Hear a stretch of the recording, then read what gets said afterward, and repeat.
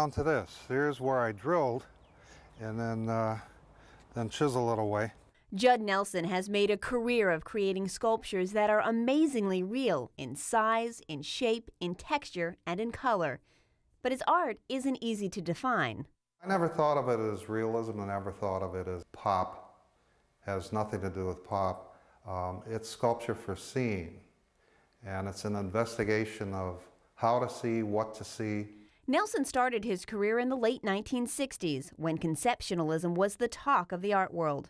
Back then, he was carving a different medium, styrofoam. This boot, his first sculpture. The thought of carving marble, that was the past, and we're young artists and we have to make headway into the 21st century. But Nelson wasn't sure his work in the new, then high-tech medium would be accepted. I locked myself in the studio and didn't show anyone what I was creating because you just didn't do that type of image. Image making was of the past. It was now ideas. His idea was to create a series of objects in a set of 6, each one an exact replica of the other.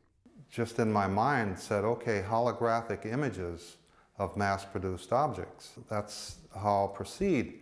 So if it's a hologram of image of an actual object, it's going to look exactly like the actual object.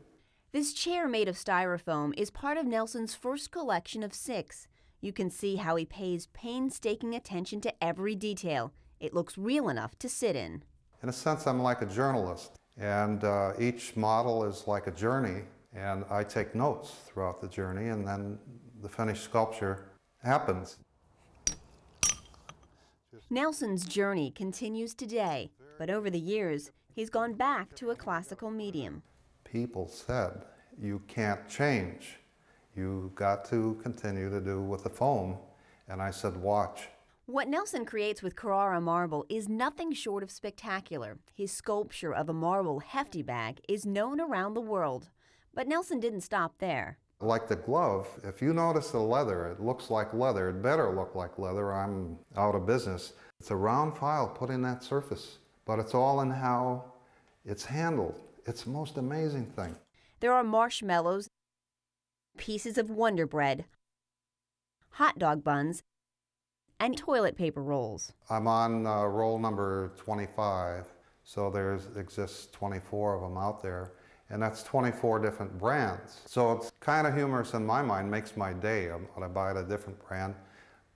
Compare. So it's a comparative process in seeing. It's a daily study. When the sculpture is roughed out and I'm down to about 95% of the roughing out, then that 5% becomes the most important time, and that becomes the longest time. And just to be able to see let's take again, for instance, the toilet papers, 2 different brands, Charmin versus the next brand. The eye picks everything up. We just don't know how to see the surfaces. Nelson uses a dental drill to create realistic ridges. What I'll do is I'll change tips. In this little aspirin container are all these different tips. And I know every one by heart, what they'll do after 20, 30 years of using them. And this is the most important tip, this flame. I'll put the flame tip in here, and then I begin to roll it against the stone. It's direct seeing. Here's the model here, here's the material, the marble here, just straight work. He's also found a unique way to add color to his work without painting. The shelves rusted, and there was just this crusty batch of rust that I scraped off into a little container of iron oxide. And one day I said, gee, I wonder, how I could make this a permanent or indelible color substance for coloring the stone, because the original Wonder Breads, the crust didn't have any color. They were white. So then when I did 20 years later, the bread ends, I used the rust to colorize them.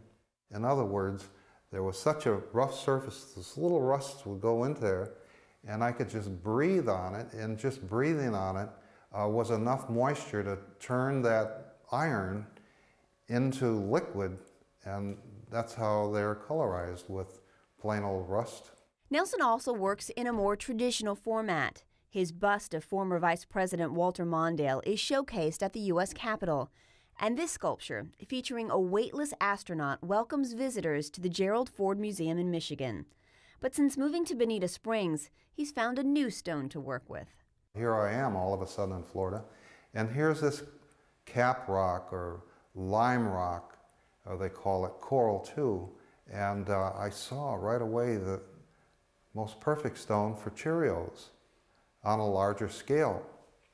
And that's when I got very excited and pursued General Mills on the idea.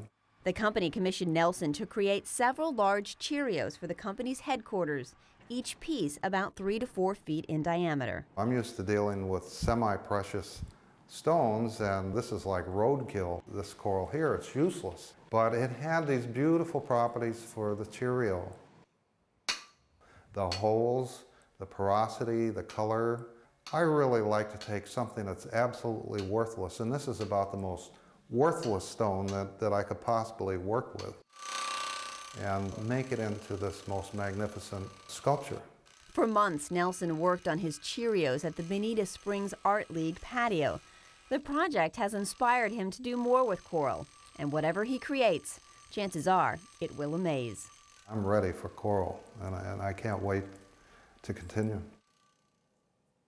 A curator once said, quote, "Judd Nelson has been memorializing humble 20th century artifacts in styrofoam and marble." When you think of it, his subjects are memorials to the items we live with every day, the throwaways of our culture. But the process to create this art is no different than that used to create the beautiful marbles of the Renaissance. For Expressions, I'm Candace Rotolo.